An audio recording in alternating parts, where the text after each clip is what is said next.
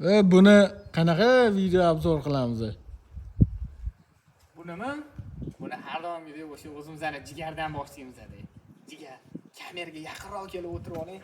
Malibuni sizga chakki qilib obzor qilib beraman. Okam, Malibu mashinasi Oybeda furaga tegib ketgan. Jigar, Oybe metroda qurilish ketyapti-yu. Seriozniy qurilish. Mana shu holatda DTP holatida bizga Malibu yetib keldi.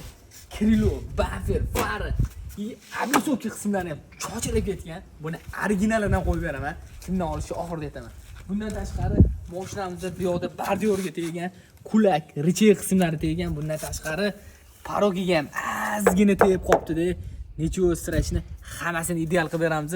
Okamlar oldingi safar ham DTP bo'lganda ozgina ko'ngillar to'lmay qolgan joylari bor ekan.